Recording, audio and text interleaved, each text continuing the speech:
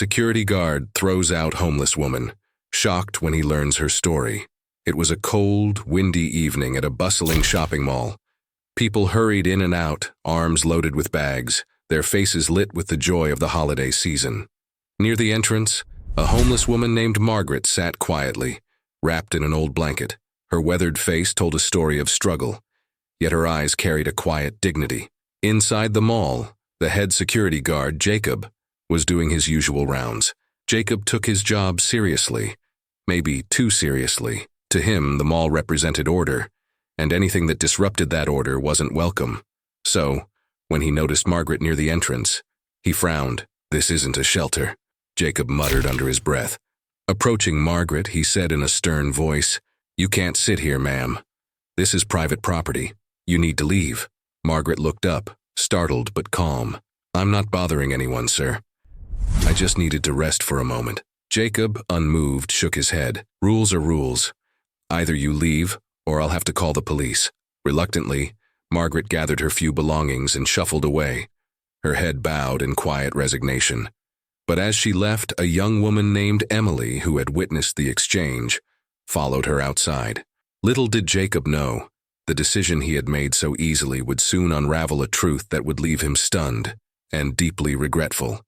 Margaret had once been someone very different. Years ago, she was a successful businesswoman, known for her intelligence and generosity. But life had taken a cruel turn. A tragic car accident had claimed the lives of her husband and son, leaving her devastated.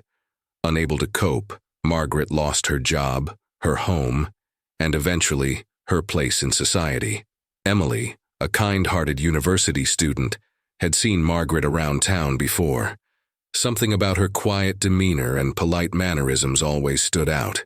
She decided to approach Margaret outside the mall. "Ma'am, are you okay?" Emily asked gently. Margaret gave a small smile. "I'm fine, dear. Just a little tired." Emily handed her a warm cup of coffee she had just bought. "Here, please take this. You look like you could use it." Margaret accepted the coffee gratefully. "Thank you. You're very kind." Back inside the mall, Jacob was feeling a sense of accomplishment. One less issue to deal with, he thought. He didn't notice Emily watching him from afar, her face a mix of frustration and curiosity. As the evening progressed, Jacob continued his rounds, unaware that his actions would soon come back to confront him in the most unexpected way. The next day, Margaret returned to the mall. This time she stayed farther from the entrance, hoping not to attract attention. But Jacob noticed her again. "I thought I told you yesterday you can't stay here," he said, his voice louder than before. Margaret stood up slowly. "I'm not here to cause trouble. I'm just waiting for someone," Jacob scoffed. "Who would you be waiting for? Look, I don't want to have to involve the police." As Margaret began to leave, Emily appeared, stepping between them. "What are you doing?" she asked Jacob angrily. "I'm doing my job," Jacob replied defensively. "She doesn't belong here." Emily turned to Margaret. "Who are you waiting for?" Margaret hesitated but finally said, "I was hoping to meet the manager here. I used to work for this company a long time ago, and I thought maybe—" Her voice trailed off, filled with uncertainty. Jacob rolled his eyes. "You worked here? That's hard to believe." Emily shot him a glare. "Why don't we give her a chance to speak to someone instead of treating her like she's invisible?" Reluctantly, Jacob allowed Margaret to enter the mall under Emily's watch. As they walked toward the manager's office, Jacob followed, still skeptical. Inside the manager's office, Margaret nervously explained her situation. "I used to work for your company many years ago," she began.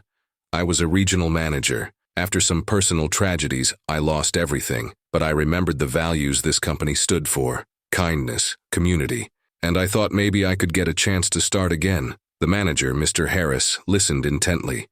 He pulled up old employee records and, after a few minutes of searching, looked up with wide eyes.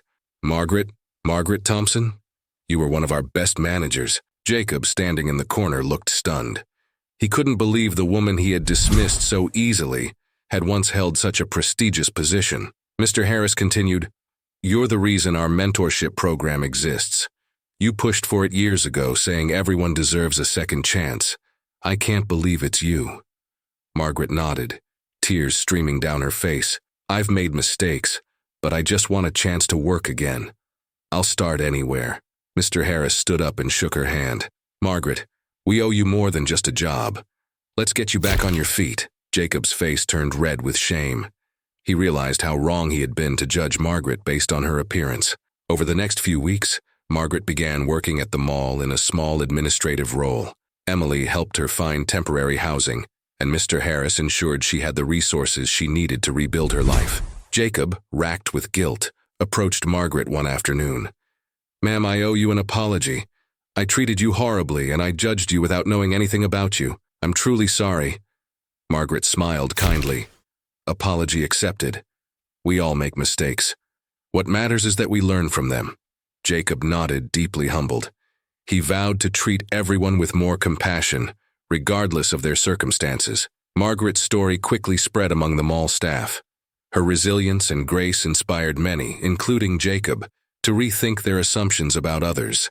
This story serves as a powerful reminder of the dangers of judgment and the importance of empathy. Margaret's journey from success to hardship and her determination to rise again highlighted the resilience of the human spirit. For Jacob, the experience was a wake-up call. It taught him that everyone has a story, and appearances can be deceiving. His transformation from a rigid enforcer of rules to a more compassionate individual was proof that change is always possible. In the end, it wasn't just Margaret who found a second chance. It was everyone who learned from her courage and humility. Her story became a beacon of hope, reminding people that kindness and understanding can make all the difference.